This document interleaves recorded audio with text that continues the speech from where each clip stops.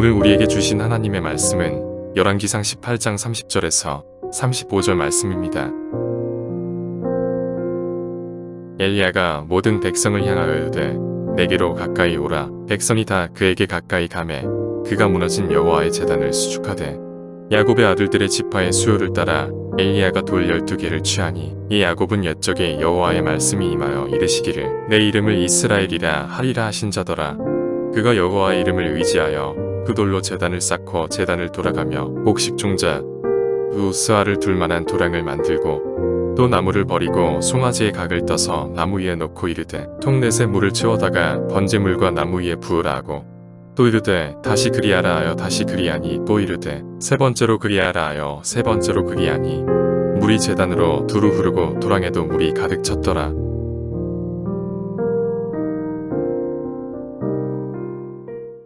제가 한 가지 질문 좀 드려보겠습니다. 여러분, 우리가 지난 한 달 동안 기도하는 사람들이라는 주제로 우리가 4주 동안 기도에 대해서 배웠습니다. 기도는 하나님의 요청이었고 믿음 있는 사람들은 기도 생활을 통하여서 자기의 믿음을 증명해 보였다. 기도가 잊혀진 시대에 예수님께서는 이 땅에 오셔서 껍데기만 있는 성전이 아니라 성전 안에 있어야 될 기도를 회복하기를 원하셨다. 그러면 우리가 어떻게 기도할 것이냐? 그리하여 야고보 목사님이 기도를 환난당할 때, 또 질병에 고통받을 때, 마지막으로 인생을 바꾸고 싶을 때에 기도하라고 알려주었습니다. 그리고 우리가 마지막으로 지난 주일에 모세와 같이 언덕에 올라서 우리가 손을 높이 들고 우리 가정과 교회를 위해 들 때에 그곳에 공격 명령이 내려지고 그곳에 치열한 전쟁의 승리와 그 결과가 있을 것이다 라는 말씀을 나누었습니다. 여러분, 우리가 한 달 동안 이렇게 기도에 대한 말씀 도전을 받았는데 제가 여러분께 질문을 좀 드려볼게요. 여러분의 기도 생활에 조금이라도 변화가 있으셨습니까? 나는 10분이라도 그래도 기도를 시작을 했다. 내가 변화가 있다. 잠깐 손을 좀 들어보세요. 나는 기도하지 않는 사람인데 나는 뭐 기도를 잘 모르지만 그래도 기도라는 걸 해보려고 마음 먹고 그렇게 지금 하고 있다. 손 살짝 들어보세요. 예. 제가 한 달 동안 기도에 대한 이런 말씀을 나누었는데 기도하던 중에 새벽에 기도하는데 그런 마음이 들었어요. 어떤 마음이 들었냐면, 여러분, 기도라는 건 대화 아닙니까? 하나님과 소통하는 것인데, 여러분, 소통하는 것 자체도 중요합니다. 소통하고 나누는 거 중요하죠. 그런데 여러분, 이 소통이라는 거는 어떤 관계에서 소통을 합니까? 가까운 관계에서 소통을 하는 거죠. 결국 기도하면서 하나님께서 제게 주신 마음이 뭐였냐면, 하나님과 내가 관계가 없는데 기도라는 소통에 대해서 우리가 나눴단 말이에요. 그래서 여러분 마음속에 내가 소통하고 싶다, 하나님께 기도하고 싶다라는 마음이 생겼어도 문제는 내가 하나님과 관계가 없다 보니 이제 쭈뼛쭈뼛하게 된단 말이죠.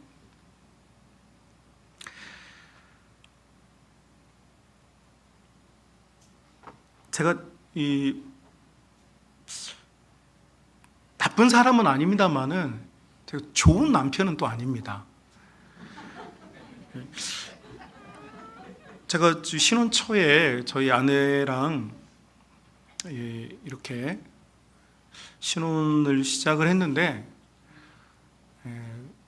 다른 게 많죠. 저는 정말 시골 깡촌 출신이고 저희 아내는 이제 서울 사람이고, 그러니까 문화적 배경도 다르고 언어도 다르고 감도 달라요. 말하는 말투도 다른 거죠. 그러다 보니까 이제 근데 또 교회에서 만나다 보니까 제가 또 교회를 섬기는 입장이다 보니 뭐 소위 말하는 직급이죠. 이제 제가 저를 따라오라고 하는 입장. 이제 이런 입장에 있다 보니까 소통이 잘 되겠습니까? 안 되겠습니까? 왜 그렇게 속단하십니까? 한마디로 말하면 좋은 관계가 만들어지면 좋은 대화가 오고 가는 것이죠. 우리가 이제 대화에 대한 이야기를 나누었는데 그 기도죠. 근데 이 기도 생활을 다루다 보니까 제가 새벽에 기도하는데 하나님께서 야, 그 기도라는 방법을 전달해 준 건 좋은데 중요한 건 관계가 아무런 변화가 없는데 기도하라고 하면 기도가 잘 되겠느냐라고 하는 그런 마음이 찾아오더라고요. 그래서 제가 오늘 여러분과 함께 이 관계를 회복하는 이야기를 좀 해보려고 해요. 특별히 여러분, 하나님과 이스라엘 백성이 지금 갈멜산에 모였어요. 그런데 하나님께서 엘리야에게 중재를 해달라고 그러는 거예요. 나는 이스라엘 백성들과 지금 관계가 깨져버렸다. 관계가 좀 엉망이다. 그래서 이 관계를 회복하고 싶은데 엘리야를 통하여서 이 관계 회복을 위한 세 가지의 메시지를 하나님께서 주십니다. 이것은 하나님의 일방적인 요구라기보다는 관계를 회복하기 위한 하나님의 일종의 솔루션, 하나님의 방책이란 말이죠. 저는 오늘 여러분과 저 자신이 먼저 하나님과 가까워지기 위해서 행했던 말씀을 기초로 한 하나님과 가까워지는 이 관계의 변화, 이 말씀을 통해서 여러분과 하나님이 가까워지고 우리 모두가 하나님과 가까워질 수 있는 귀한 은혜가 있으시길 주님의 이름으로 축복합니다. 여러분, 우리의 신앙생활은 어차피 하나님과 가까워지거나 멀어지거나 둘 중에 하나입니다. 일정한 거리를 두고 딱 픽스해가지고 변치 않게 지속적인 관계를 유지하는 사람이 이 세상에 있느냐? 아무도 없습니다. 아무도. 없어요. 누구든지 이 관계는 굉장히 유동적입니다. 하나님과 더 가까워지든지 멀어지든지요. 자, 여러분은 하나님과 지금 가까우십니까? 자, 가까운 분들은 더 가까워지시고 가까워지지 못한 분들은 더 가까워지기를 바라는 마음으로 여러분이 회복될 수 있기를 바랍니다. 자, 이 하나님과 회복되기 위해서, 이 관계가 회복되기 위해서 하나님께서 요청하시는 첫 번째 요청은 여러분 오늘 본문에 30절에 있습니다. 이렇게 말하고 있어요. 엘리야가 같이 읽어볼까요? 엘리야가 모든 백성을 향하여 이르되 내게로 어떻게 하라고요? 가까이 오라, 이렇게 말합니다. 가까이 다가오라고 말합니다. 여러분, 아주 당연한 요청이지만 이스라엘 백성들은 지금 하나님으로부터 멀어져 있었기 때문에 하나님께서 가까이 오라고 말합니다. 자, 여러분, 이 가까이 오라라고 하는 말은 기준이, 그렇죠? 기준이 내가 아니라는 뜻이에요. 그러니까 하나님께서 보시기에 내가 지금 멀어져 있기 때문에 가까이 오라는 거죠. 나는 지금 교회에 직분자이고 봉사자이고 충성하는 분인데도 불구하고 하나님 왜 나를 가까이 오라고 하지? 이렇게 우리가 생각할 수 있지만 하나님께서 가까이 오라고 하는 것은 기준이 내가 아니라는 거죠. 하나님의 기준으로 내가 멀어져 있으니까 가까이 오라라고 말합니다. 자, 여러분, 이 가까이 오라는 말씀을 우리가 이해하기 위해서 엘리야가 했던 이야기를 우리가 한번 살펴보아야 되는데요. 어떤 이야기를 하냐면 21절 한번 보실까요? 21절. 우리 읽은 본문은 아닙니다만 18장 21절 보면 이렇게 되어 있습니다. 함께 읽어봅시다. 엘리야가 모든 백성에게 가까이 나와 이르되 너희가 어느 때까지 둘 사이에서 머뭇하려느냐. 아멘. 자, 이제 저를 보시겠어요? 자, 처음에는 엘리야가 이스라엘 백성에게 가까이 먼저 나아갑니다. 왜요? 메시지를 전해야 되니까 가까이 갔어요. 그리고 그들에게 던지는 메시지가 뭐냐니까 왜 너희는 하나님과 바알 사이에서 머뭇거리느냐, 이렇게 말합니다. 왜 머뭇거리냐? 자, 우리 한국어로 번역될 때는 이게 약간 주저하는 것처럼 보여요. 왜 하나님 혹은 이 바알 사이에 껴가지고 이분을 따라가 볼까, 저분을 따라가 볼까, 이렇게 주춤하는 것처럼 번역이 되어 있습니다. 한국교회 초창기 선교사님들과 한국교회 번역자들은 이 본문을 우리가 이해하기 쉽게 하기 위해서 이렇게 번역을 해 놓았는데 원래 단어는 조금 다른 의미입니다. 이 단어가 오늘 본문에서요 또 쓰였는데 26절 한번 보시겠어요? 26절 26절 한번 같이 읽어볼까요? 지금 바알의 제사장들이 이렇게 합니다. 26절 시작. 그들이 받은 송아지를 가져다가 잡고 아침부터 낮까지 바알의 이름을 불러 이르되 바알이여 우리에게 응답하소서 하나 아무 소리도 없고 아무 응답도 하는 자가 없으므로 그들이 그 쌓은 제단 주위에서 뭐 했다고요? 뛰놀더라 이렇게 되어 있습니다. 자, 여러분, 바알의 제사장들이 제단을 쌓고 거기서 뛰놀다라고 하는 단어를 썼는데요, 여기서 뛰놀다라고 하는 이 단어와 앞서서 엘리야가 너희는 왜 머뭇 하느냐라고 말하는 단어가 히브리어로는 같은 단어입니다. 자, 이게 무슨 말이냐? 여러분, 엘리야가 이스라엘 백성들에게 무슨 얘기를 하니까 왜 너희는 하나님 앞에서도 뛰고 바알 앞에서도 뛰느냐 이렇게 말하는 겁니다. 자, 이게 무슨 말이냐? 여러분, 요한계시록 2장에 보면 우리에게 익숙한 교회들 7교회 있죠. 그 세 번째 교회가 바로 버가모 교회입니다. 이 버가모 교회는 이 버가모라는 단어의 뜻이 필레가모입니다. 원래 뜻이 뭐냐면 이중 결혼했다라는 뜻이에요. 이중 결혼을 했다. 이 버가모라는 교회는요, 버가모 교회에 대한 이야기가 자세히 보면 뭐라고 나왔냐면 버가모 교회는 순교자를 낼 만큼 믿음 있는 교회예요. 순교자가 나올 만큼 믿음 있는 교회, 아주 열정 있는 교회예요. 동시에 이 교회는 니골라당이라든지 당시에 세속화되어 있는 여러 종파들의 신학들이 섞여 있었어요. 그러면 잘못된 신학이 있었느냐? 그게 아니고 당시에는 신학이라는 개념이 없으니까 그럼 무슨 말이냐? 이 버가모 교회의 성도들은 하나님을 위해서 죽을 각오도 되어 있지만 또 하나는 뭐냐면 나는 내 인생을 성공시키고 싶은 열정주의의 사람들이었어요. 그러니까 교회 하나님을 위해서도 죽을 수 있지만 또 누굴 위해 죽을 수도 있어요. 자신의 성공을 위해서도 죽을 수 있을 만큼 열심히 사는 사람들을 말해요. 그런데 이 교회를 향하여서 예수님께서 등장하시는데 양날의 검을 가진 분으로 예수님이 등장하세요. 왜 그러시느냐? 여러분, 우리는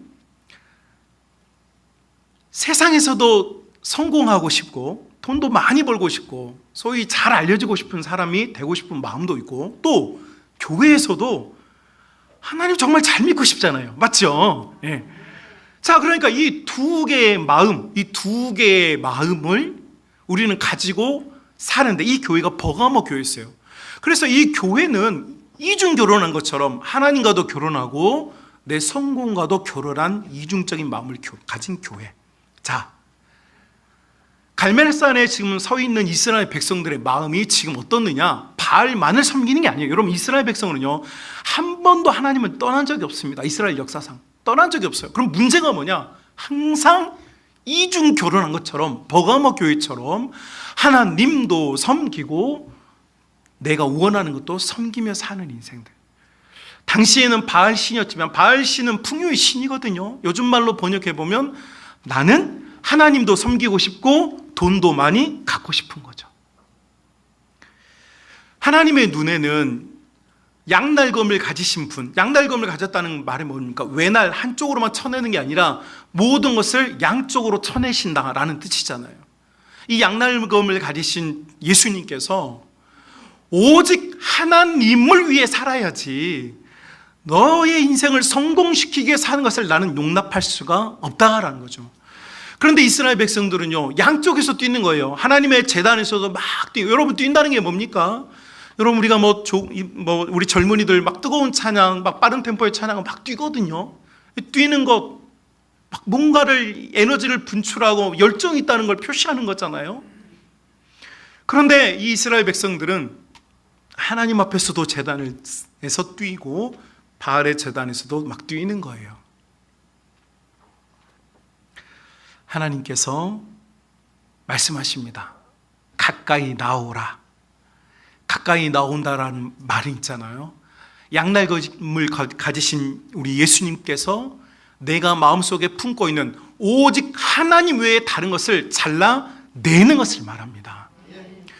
여러분, 하나님께서 나를 보시는데 내 마음이 두 개의 마음으로 항상 가득 차 있단 말이에요. 그러니까 하나님께서는 이걸 잘라내기를 원하신다는 거죠. 여러분, 우리가 제가 여러분에게도 그런 이야기 한 적 있습니다.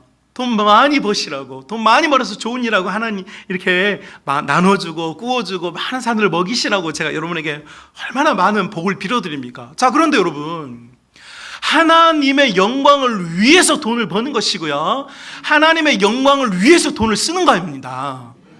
두 개를 다 갖는 게 아니에요. 우리는 하나님 한 분을 갖는 것이고요, 한 분을 가졌기 때문에 하나님을 위해서 살는 것, 이것이 믿음의 삶이라는 것입니다. 하나님도 섬기고 세상도 사랑하며 사는 것은요, 하나님에서 멀어지는 것입니다. 많은 교회와 많은 목회자들과 많은 성도들이 지금 이 두 개의 마음을 가지고 사는 것을 볼 때 너무너무 하나님께서 지금 안타깝다는 거예요. 너희는 나에게서 멀어졌다. 하나님의 제단에 재물이 없다는 뜻이 아닙니다. 두 개의 마음을 가지고 사는 인생들을 향하여서 두 개의 마음이 아니라 하나의 마음, 하나님을 사랑하는 마음으로 우리가 사는 것, 이것이 하나님을 가까이 하는 인생이 되는 줄로 믿습니다. 우리는 둘 중에 하나를 선택해야 합니다. 여러분, 무엇 선택하시겠습니까? 하나님을 선택하시고 하나님의 영광을 선택하여 사는 하나님 자녀들이 다 될 수 있기를 주님의 이름으로 축복합니다. 우리는 이렇게 믿음에서도 하나님을 가까이 나가야지만 정서와 우리의 심리와 우리의 육체까지도 가까이 나와야 합니다. 여러분, 나는 내 마음에 믿음이 크고 용맹하여도요, 내 삶에 하나님께 가까이 나오는 게 없으면, 여러분, 우리의 몸이 따라주지 않으면 그것은 반쪽짜리밖에 되지 않습니다. 반쪽짜리밖에 되지 않아요. 제가 사랑하는 후배가 있습니다. 소위 우리 한국 교회에서 유명한 교회들에게서 훈련을 받고 그 교회들에서 사역한 그런 좋은 후배 목사입니다. 근데 이 후배 목사님이 저에게 상담을 요청을 했습니다. 그래서 제가 그분과 좀 상담을 했는데, 그분의 실제적인 마음이, 본인이 정말로 모두가 자타공인하는 한국교회 참 대형 교회들에게서 훈련을 받고 좋은 목회자들 밑에서 신앙생활하고 또 이렇게 사역자, 교육자 생활을 했는데, 근데 이분이 저에게 너무 좋은 훌륭한 목사님들, 너무 좋은 교회에서 본인이 이렇게 사역을 했는데 자기의 마음속에 하나님과 가깝다, 하나님께로 응답을 받는다, 이게 뭔지 모르겠다는 거예요. 솔직한 심정인 거죠. 신앙생활을 오래 했고 목사인데 하나님께 응답을 받는다, 하나님께 응답을 받는다. 여러분, 하나님께 지금 응답받고 있습니까? 하나님의 음성을 듣고 있습니까? 근데 자기는 이게 없다는 거예요. 그 목사로서 일은 하는데 자기 자신이 너무 충성스럽게 일하는 분입니다. 아주 좋은 분입니다. 착한 분입니다. 그런데 자기 마음에 하나님을 가까이 함이 없다. 하나님께서 나를 가까이 함을 느낄 수가 없다. 그래서 저에게 속 이야기를 꺼내놓았습니다. 제가 그분에게 뭐라고 말해야 할 수가 없어서 안타깝다. 여러분, 교회를 섬기고 하나님의 말씀을 전하는 목회자들도, 목사들도 하나님을 가까이 하는 것이 무엇인지, 하나님께서 나와 가깝다는 게 무엇인지를 느끼지 못하고 살고 있는 것을 제가 지금 비판하려고 하는 게 아닙니다. 지금 이게 우리의 현실이라는 겁니다. 여러분도 지금 그런 일이 있어라고 할지 모르지만 지금 여러분도 지금 하나님의 음성을 듣지 못하고 하나님의 감동을 느끼지 못하고 하나님과 가깝지 못하지는 않습니까? 여러분, 우리는 우리의 정서와 믿음만으로 가까워지지 않습니다. 실제적으로요, 가까워질 수 있는 위치로요, 이동을 해야 합니다. 나와야 합니다. 자신의 머물고 있는 곳에서요, 하나님 앞으로 뛰쳐나와야 합니다. 뛰쳐나와야만 거기서 하나님의 진정한 음성과 하나님의 영광을 볼 수 있게 되어지는 것입니다. 여러분, 막연하게 신앙생활 하는 분들은 있잖아요. 아무리 세월이 지나고 시간이 지나도요, 성숙과 성장이 없습니다. 교회를 다니는 거지요. 내 내면이 강하여지고 풍성하여지고 넘쳐나서 남을 덮을 만큼, 허다한 죄를 덮어줄 만큼 그렇게 되지 않아요. 늘 내 마음에 갈등 가지고 살고, 자꾸 사소한 일로 막 마음속에 막 어렵고 힘들게 살고, 사는 게 어렵게 사는 인생. 왜 그럴까요? 여러분, 교회를 오래 다닌 사람들이 믿음이 더 좋으냐? 그렇지 않아요, 여러분. 교회를 오래 다닌 사람의 믿음이 더 좋은 게 아닙니다. 자기의 위치를 변화시켜서 실제적으로 하나님께 더 가까이 나오는 사람에게 은혜가 있습니다. 마찬가지로 여러분, 자리를 자꾸 뒤로 잡지 마세요. 내가 정말 하나님과 가까워진다고는 나의 의지가 필요해요. 뭐가 부끄럽습니까? 가까이 오면 저는 더 잘생겨 보입니다. 여러분, 왜 교회 성가대가 믿음이 충만한 줄 아십니까? 성가대는 절대 뒤에 앉지 않습니다. 성가들은요, 목사님이 꼴배기 싫어도 앞에 앉아요. 앞에 앉으니까 꼴배기 싫은 마음이 예쁘게 보이는 걸로 마음을 변화시켜 주는 게 하나님께서. 여러분, 그래서 교회마다 성가대원들이 항상 은혜가 있고 믿음이 있지 않습니까? 잘 생각해 보십시오. 위치는 그 사람의 지금 믿음의 상태를 증명하는 거예요. 다음 주부터 앞자리에 앉으려고 싸워야 돼요. 막 싸워요, 싸워. 여러분, 하나님 앞에 내 위치의 변화를 위해서요, 싸워야 돼요. 하나님께서는요, 하나님을 가까이 하는 자에게 하나님께서도 가까이 해주십니다. 우리가 믿음으로 세상에 다른 것이 아니라 하나님을 선택하고 나온다면요, 나는 실제로 내 삶에서 그것을 증명해 보여야 해요. 사랑 우리 믿음의 가족 여러분, 하나님을 가까이 할 수 있는 자리, 예배의 자리, 찬송의 자리, 기도의 자리, 하나님께서 가깝다고 말하는 그 자리에서 여러분, 하나님과 관계가 개선되어지고 여러분의 관계가 하나님과 화목한 관계 될 수 있기를 주님으로 축복합니다. 두 번째는 여러분, 30절 하반절에 이렇게 되어 있습니다. 엘리야가 모든 백성을 향하여 이르되 내게로 가까이 오라 하니 백성이 다 그에게 어떻게 했어요? 가까이 갔어요. 정말로. 그가, 여기서 말하는 그는 엘리야이죠. 엘리야가 뭐합니까? 여호와의 제단을 수축하다. 여러분, 이 수축하다라고 하는 말은 한국말로 번역할 때는 뭔가를 고친다라는 표현이죠. 그런데 여기서 수축하다라고 하는 단어는 실제로는 히브리어에서는 여러분, 이 제단, 소위 말하는 여호와의 제단이라고 하는 이 제단을, 물건을 고쳤다는 뜻이 아닙니다. 여기서 사용되는 수축하다라는 단어의 히브리어 원어는 바로 라파입니다. 여러분, 여호와 라파 들어보셨죠? 여호와 라파가 뭡니까? 뜻이 하나님께서 치료하신다, 치료하신 하나님, 여호와 라파. 자, 여기 성경에서 하나님께서 뭘 하시느냐?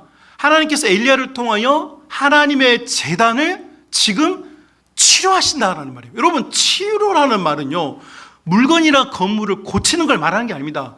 치유는요, 누구에게 쓰는 겁니까? 사람에게 쓰는 겁니다. 사람에게. 사람이나 생명을 가진 존재를 여러분 고칠 때 치유라는 단어를 써요. 그 단어가 바로 라파입니다. 자, 그러니까 오늘 성경에서 엘리야가 하나님을 대신해서 이 제단을 수축했다, 이 말은 조금 거리가 멀고 엄밀한 말은 엘리야가 예배의 제단의 마음을 치유하고 있다.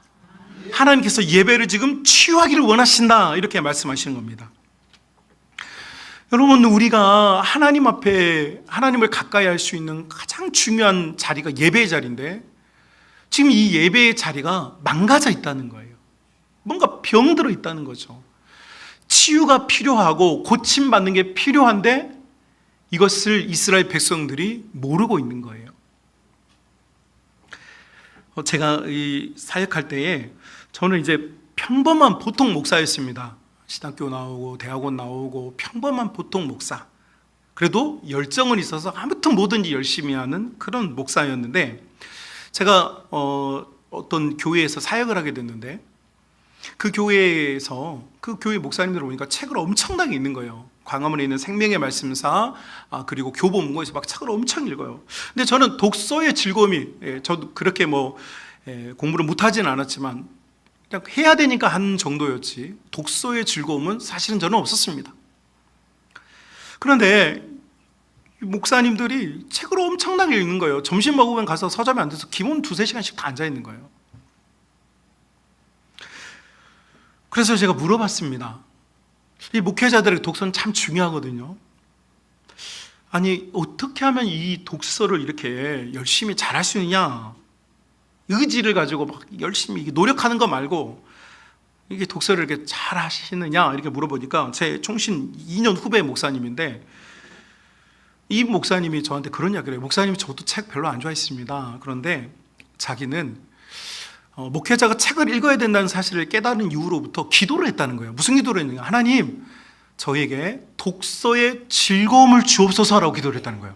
저는 인생 살면서요, 독서를 하게 해달라고 하나님께 기도했다는 사람을 본 적이 없어요. 그 전까지는. 나는 그 이후로도 본 적이 없어요. 독서의 즐거움을 달라고 기도를 해요.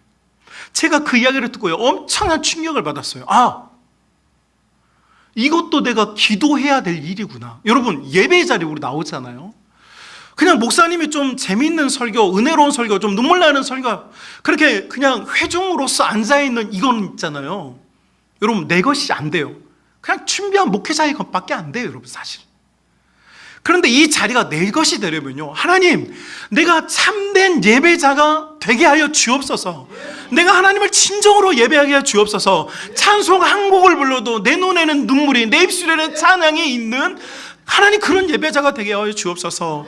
하나님, 말씀 한 구절이라도 귀에서 내가 참 어리석습니다. 깨달을 수 있는 마음 주옵소서. 하나님, 나는 배움이 짧습니다. 그렇더라도 진리의 말씀은 알아듣게 하옵소서. 막 이런 열정과 열망이 필요하다는 거죠. 하나님 앞에 내가 우리의 예배가 치유되도록 라파, 하나님, 내 예배를 고쳐 주옵소서. 우리 교회 예배를 고쳐 주옵소서. 우리 가정 예배를 고쳐 주옵소서. 우리 자녀들의 예배를 치유하여 주옵소서. 이게 필요하단 말이죠. 교회에 다니면 당연히 되는 게 아닙니다. 하나님 앞에 나의 예배를 끌고 와서 치유를 받아야 된다는 것이죠. 서두에 제가 저의 후배 목사님 얘기를 했습니다. 하나님과 가깝지 못하다 이야기할 때 제가 답을 준 답이 바로 여기에 있습니다. 예배의 자리를 다시 회복해라. 여러분, 제가 사역했던 교회 중에 교인이 좀 많은 교회가 있었습니다. 10,000명 교회였는데 1부부터 5부까지 예배를 드려요. 그런데 예배를 드리는데 일부 예배가 7시 반에 있습니다. 이 일부 예배는 교역자, 장로님들, 찬양대원들, 찬양팀원들, 소위 말하는 교회의 봉사자들이 7시 반에 일부 예배를 드려요. 그런데 제가 그 교회에서 9년 동안 훈련받으면서 사실 제가 엄청나게 많은 영향을 받았습니다. 그 영향 중에 저의 인생을 바꾼 영향이 있었는데, 제가 그 교회에 부임했는데 첫 번째 주에 수석 행정 목사님이 저의 손을 붙잡고 첫 주니까 저를 안내를 해준 거예요. 근데 안내를 해주는데 일부 예배 7시까지 오라는 거예요. 출근을 하라는 거예요. 왔더니 여기저기 이제 소개를 하고 7시 반 예배 되니까, 시간 되니까 저의 손을 붙잡고 어디 오느냐, 이 강단 앞에 오는 거예요. 제가 사역했던 교회 이 강단에서 저 뒷문까지가 98m입니다. 98m. 그런데 이 앞자리로 오는 거예요, 앞자리로. 근데 가보니까 한쪽에는 장로님들이 쫙 다 앉아있고, 한쪽에는 교직자가 88명인데 88명이 쫙 앉아있는 거예요. 그리고 찬양팀, 성가대들이 막 쫙 앉는 거예요. 성가대가 6개거든요. 주일날 성가대가. 근데 거기 다 앉아있는 거예요. 그리고 예배를 드리는 거예요. 문 앞에 목회자들, 전도사님들 못 서 있게 해요. 목사님 왜 그러냐? 목사님 생각은 한 가지였어요. 우리가 하나님 앞에 예배를 온전하게 드리지 못하면 우리가 하는 모든 충성과 봉사는 아무것도 아니라는 거예요. 이 목사님의 생각이 그랬어요. 저는 그 전에도 교육자 생활을 했는데, 목회자들은 대부분 저 문 앞에 서가지고 담임 목사님 강단에서 뭐 필요한 건 없는지, 성도들이 뭐 필요한 건 없는지, 기호는 적당한지 막 분주하게 움직이는 게 저희 일이었어요. 이게 교육자의 일이었다고요. 그런데 일하는 교육자 말고 예배하는 교육자, 제가 거기서 훈련을 받으면서요, 신앙의 본분을 깨달았어요. 여러분, 총신대학교 신학대학원 캠퍼스에 가면요, 입구에 가면 큰 돌이 반석이 있습니다. 근데 거기에 보면 뭐가 되라, 이 5개가 써져 있어요. 그 첫 번째가 뭐냐? 신자가 되라입니다. 신자가 되라. 목사가 되면 뭐하냐? 목사는요, 하나님 말씀을 가르치고 하나님의 뜻을 전달하는 중재자의 역할을 하나님께서 직임을 맡겨주신 역할이지, 이게 내 본질은 아니에요. 여러분, 목사이기 전에 뭐가 돼야 되느냐? 신도가 돼야 돼요. 신자가 돼야 돼요. 여러분, 성도가 돼야 된단 말이죠. 이게 기본이에요. 하나님 앞에 예배자가 아닌데, 예배자가 아닌 사람이 교회에서 역할을 한들 못하겠습니까? 최악의 경우가 뭐가 되느냐? 가룟 유다 되는 거예요. 예수님 곁에서 먹기도 하고 자기도 하고 예수님과 함께 살았지만 쓰임 받았잖아요. 돈 맡은 자였어요. 재정부였다고요. 재정 아무나 맡깁니까, 여러분? 신뢰를 받고 있는 사람에게 재정을 맡깁니다. 가룟 유다는 재정 맡은, 여러분, 신뢰받는 사람이었어요. 중간에 바뀐 적도 없어요. 잘했으니까 바뀐 적이 없죠. 그런데 여러분, 쓰임은 받았을 때 결국 어떻게 됩니까? 예수님과 멀어진 사람이 돼버려요. 우리도 마찬가지입니다. 지금 나의 예배, 봉사자의 예배, 목회자의 예배, 내 직분 중직자로서, 여러분, 이거 있잖아요. 아무것도 아닙니다. 하나님 나 볼 때 내가 얼마나 목사 역할을 잘했느냐, 이거 별로 관심 없어요. 내가 얼마나 성도다웠느냐, 내가 얼마나 신자답게 살았느냐, 얼마나 예배자로서 충실하게 살았느냐, 하나님 보시는 거 이거예요. 여러분, 천국 갔는데 하나님께서 만명교회 목회자는, 야, 너는 만명교회 하느라고 고생하고 있었다. 내가 너는 특별히 더 예뻐해주고, 시골교회 15명의 교인들, 할머니들 모시고 목회한 목회자는 너는 왜 그렇게밖에 목회를 못했냐고 하나님께서 따지시겠습니까? 여러분, 그 할머니들 15명 맡은 목사는 얼마나 답답하겠습니까? 이 땅에 살면서. 젊은이들 많고 사람 많은 교회 가서 재밌게 목회하고 싶지 않겠어요? 대우받으면서, 좋은 차 타면서. 여러분, 그런데 하나님 눈에는 그게 아니라는 거예요. 하나님은 숫자나 사람이나 돈에 얽매는 분이 아니에요. 하나님은요, 얼마만큼 진실한 예배자로 성도로 살았느냐, 이게 중요한 거예요. 그런데 내가 하나님 앞에 신자로 살 수 있는 유일한 길은 뭐냐면요, 나의 예배가 치유받아야 돼요. 여러분, 저는 그곳에서 9년 동안 훈련받으면서 제일 앞자리에서 예배 드리면서 배운 게, 나는 예배자이다, 나는 성도이다, 이 마음 배웠어요. 그래가지고 저는요, 지금도 노예 가면 제일 앞자리에서 예배 드려요. 우리 목사님들, 장로님들 하십니다. 노예가 다 알아요. 저는 제일 앞자리에서 예배 드려요. 그런데 노예 가면 있잖아요, 노예는 원래 이렇게 교회 노예가 아래 이게 산하에 있는 교회들을 돌보는 곳이다 보니까 어쩔 수 없이 교회 정치가 있는 곳이에요. 그러다 보니까 발언권도 있으시고 교회 경력이 많으신 어른 목사님들이 다 앞에 다 앉아요. 근데 저는요, 노예 가면요, 제일 앞에 앉아요. 그러면 젊은 목사들은요, 저 뒤에 앉아요. 발언하지 말고 듣기만 하라고. 근데 저는요, 제 앞에서 앉아요. 이유는 한 가지입니다, 여러분. 노예 가면요, 가장 먼저 하나님 앞에 예배 드리고요, 또 성찬식도 합니다. 저는 이걸, 노예를요, 정치행위로 보지 않아요. 예배란 말이죠, 예배.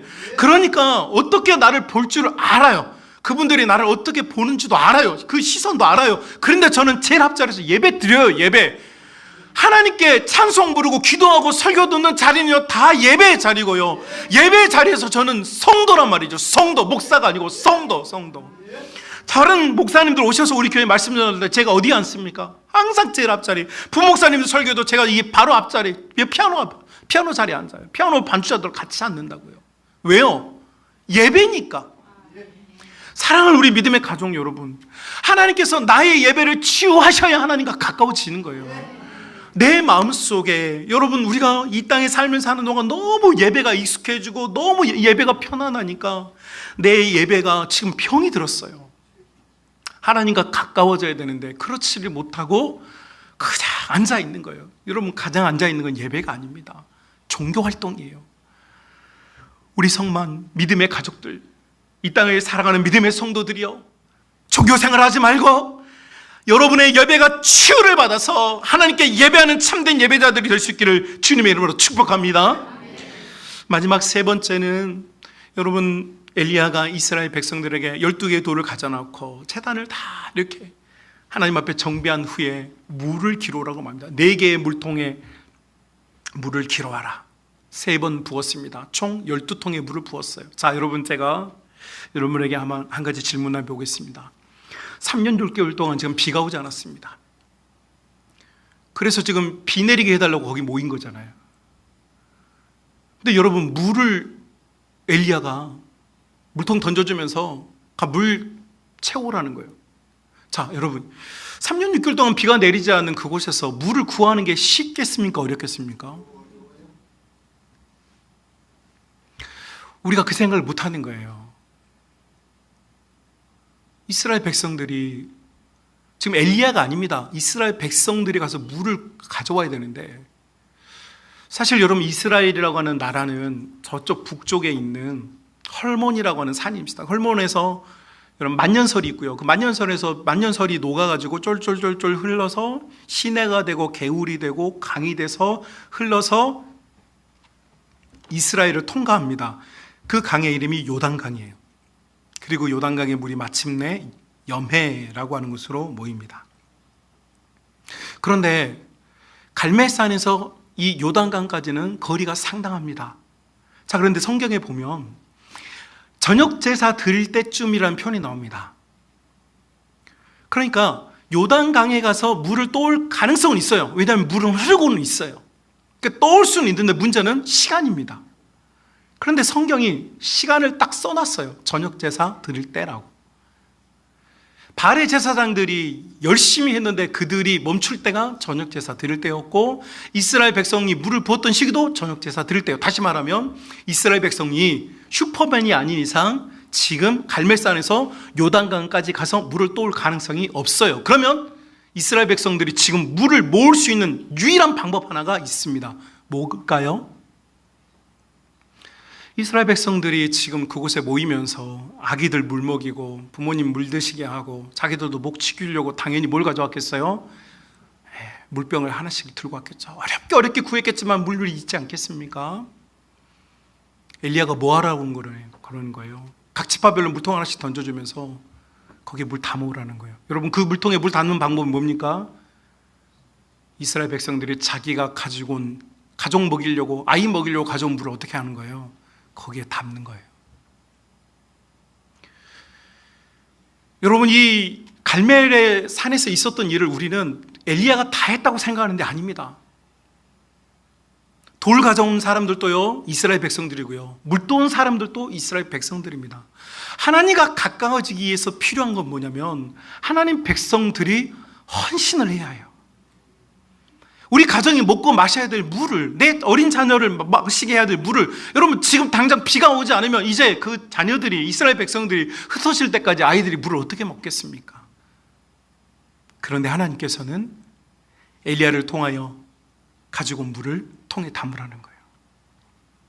그리고 그 물을 제단에 쏟아붓습니다. 여러분, 성경 어디에도 이런 제사법은 없어요. 레위기에 나오는 제사법 중에 물을 쏟는 제사는 없어요. 아니, 불을 통하여서 화제를 드리는데 어떻게 물을 쏟습니까? 엘리야는 물을 쏟아 부으라고 합니다. 그리고 물을 12통, 이스라엘 백성들의 숫자대로 물을 붓습니다. 여러분, 성경에서 물은 세례를 상징합니다. 죄 씻음을 상징해요. 죄 씻음을 상징한다는 말은 이스라엘 백성들이, 하나님께서 이스라엘 백성들에게 회개의 자리, 회개의 눈물을 흘리라고 촉구하는 것입니다. 하나님과 가까워지는 사람들은요, 회개 없이는 하나님과 가까워질 수가 없습니다.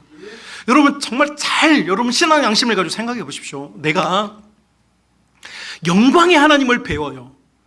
좋으신 아버지지만, 좋으신 아버지는 하나님께서 자신의 영광을 우리에게 감추시며 나를 안으실 때 좋으신 아버지인 거고, 하나님 자신은 원래 영광의 아버지세요. 그 영광의 아버지 앞에 우리가 나아갈 때 우리의 모습은 죄인의 모습이에요. 쇳덩어리예요. 이번 한 주간 동안 여러분 입에는 욕을 달고 살았고, 비난과 비판을 달고 살았고, 사람들을 망하게 하는 말을 달고 살았고, 여러분 사람을 살리고 영혼을 살리고 누군가를 일으키는 그런 말보다는 여러분 불평과 불만의 말을 하며 살았어요. 내 가슴은 행복과 기쁨으로 가득 차 있지 못하고 갈등 속에 있고, 뭔가 가슴이 답답하고 뭔가 해결되지 않는 답답함 속에 살았어요. 하나님의 복음을 전하기보다는 돈을 벌기 위해서 많이 애쓰며 살았고, 잘못됐다는 말이 아니에요. 하나님께서 중심되는 인생이 아니라 그냥 살아내는 인생을 살았단 말이에요. 그러니까 영광의 하나님 앞에 우리가 나타나면 우리는 뭘 깨닫냐면 내가 진짜 죄인이라는 깨닫는 거예요. 난 부끄럽구나, 난 수치스럽구나. 그런데 자기가 죄인이라는 걸 못 깨달으니까 이게 지금 문제라는, 이게 문제예요. 내가 죄인인데, 교회 앞에서 고개를 들 자가 없는데 고개를 너무 빳빳이 들어요. 당연하고 생각해요.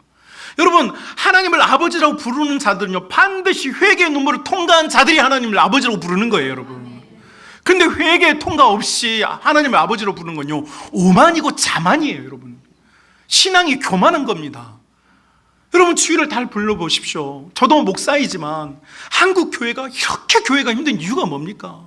목회자들이 오만하고 자만해요. 성도들이 오만하고 자만해요. 교회 중직자들이 오만하고 자만해요. 하나님 앞에 자기가 죄인이라는 걸 잘 몰라요.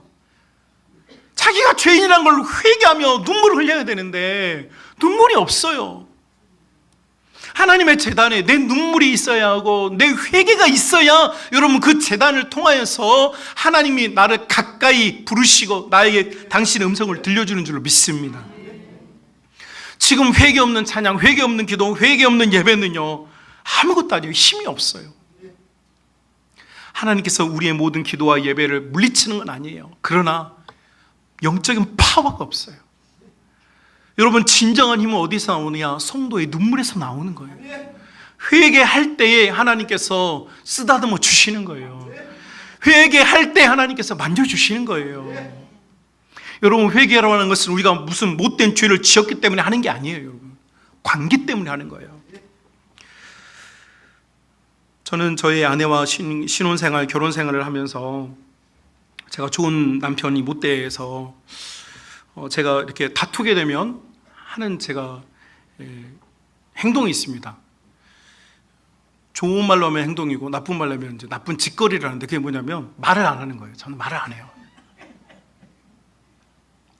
말을 왜 안 하느냐?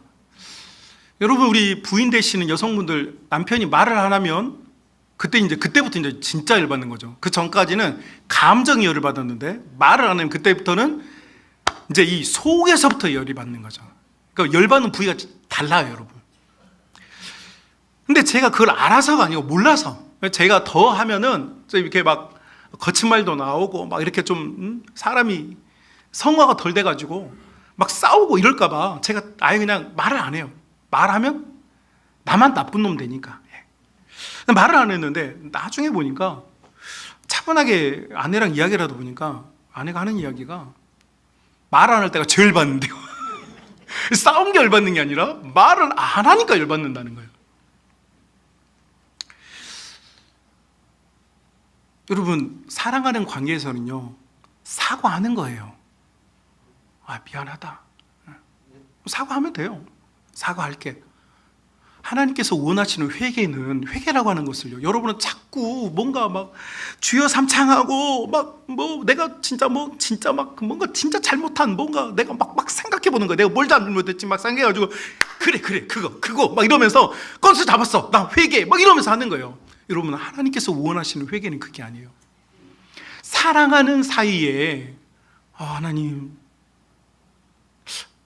제가 생각해 보니까 우리 목사님은 한 달 동안 기도하자고, 기도가 우리의 영혼을 살린다고 그렇게 이렇게 목이 터져라고 설교를 하는데, 뭐 하나님 말씀을 떠나서 그래도 영적으로 이끌어주는 목회자가 그렇게 호소를 하면 나는 좀 듣는 척이라도 해야 되는데 나는 그것도 못했네요 라고 하는 게, 이게 여러분의 회개입니다. 그런데 우리 남성분들이, 제가 나중에 이제 심리를 좀 공부하다 보니까 남성분들이 미안하다라는 말을 쓴대요. 사과의 의미로 미안하다는 말을 쓴대요. 근데 여러분, 여성분들이요, 미안하다는 말은 사과가 아니랍니다. 미안하다는 말은 남성분들이 그 상황을 모면하기 위해서 그냥 하는 말이래요. 미안하다는 말을. 미안하다 믿지 말으라는 거예요. 그러면 남자들이 진짜 사과할 때 하는 말은 미안하다가 아니고 뭐라고 말하냐면 잘못했다고 말한대요. 야, 이제 제가 다 알려줘 버렸네요. 그러니까 진짜 사과는 잘못했다고 하는 거래요. 자, 여러분, 하나님과 관계에서도 마찬가지예요. 하나님께서 우리를 막 얽매이는 분이고, 너는 죄인이니까 너는 막 내가 너의 감정을, 너의 영혼을 내가 엇박하겠다, 이게 아니에요. 하나님과 나 사이에 정상적인 가까워짐, 친교를 가까워지는 이 정상적인 관계를 만들기 위해서 하나님께서는 우리의 입에서 잘못했다는 말을 듣기를 원한다는 거죠. 뭘 잘못했어요? 그럼 여자분들이 묻잖아요. 뭘 잘못했는데? 그럼 남자분들 뭘 잘못하셨습니까? 뭔지 모르지만 부인이 열받아 있으니까 잘못한 거잖아. 부인을 열받게 한 거, 그 죄가 큰 죄입니다, 여러분. 돈을 100만 원을 쓴 죄가 큰 게 아니에요. 부인을 열받게 한 죄가 이 세상에서 가장 무섭고 큰 죄예요. 그러니까 하나님께서, 여러분, 하나님께서 회개를 촉구한다라고 하는 말은 우리를 막 영적으로 억압하면서 막 괴롭히려고 하는 것이 아니라, 하나님과 우리가 최종적으로 가까워지는 사이는 어떤 사이냐면, 하나님의 마음이 느껴지니까, 하나님이 아파하시는구나, 나 솔직히 잘 몰라, 하나님이 뭐 때문에 나한테 이렇게 열받는지 잘 몰라, 근데 잘못한 것 같아. 이게 회개란 말이죠. 사랑하는 우리 믿음의 가족 여러분, 갈멜산에 모여있는 하나님과 이스라엘 공동체가 관계를 회복하기 위해서 하나님께서는 세 가지를 우리에게 요청합니다. 가까이 다가오라. 너의 예배가 치유받아야 된다. 회개의 자리에서 나를 만나라. 여러분, 우리가 이 신앙생활 그냥 물 위에 둥둥 떠내려가는, 그 홍수 때 떠내려가는 스티로폼처럼 떠내가는 신앙생활 말고, 대양을 가르는 엄청나게 멋있는 범선이나 페리처럼 정말 멋있게 하나님의 은혜의 항의를 하고 싶지 않습니까? 떠내려가지 말고 하나님을 가까이 함을 통하여서 하나님을 느끼면서 합시다. 하나님께서 이걸 너무 원하세요. 이걸 위해서 우리를 부르셨단 말이죠. 이걸 위해서 여러분, 우리 예수님께서 우리의 화평자가 되셨다라고 선언을 하고 있습니다. 이 길을 열어주기 위해서 우리 예수님께서 십자가에 못 박혀 피 흘려 주셨어요. 그러니 사랑하는 우리 믿음의 가족 여러분, 우리 예수님께서 열어주신 이 화평의 길, 이 바르고 건강한 관계의 길을 우리에게 열어주셨으니 우리가 이것을 차지하고 누리는 은혜를 가져야 되지 않겠습니까? 우리 성만 가족, 믿음의 가족 여러분, 정말로 여러분의 믿음과 신앙이 하나님과 관계가 회복되어서 기도의 자리에서 늘 영향력 있는 역사를 나타내는 믿음의 성도들이 다 될 수 있기를 주님의 이름으로 축복합니다.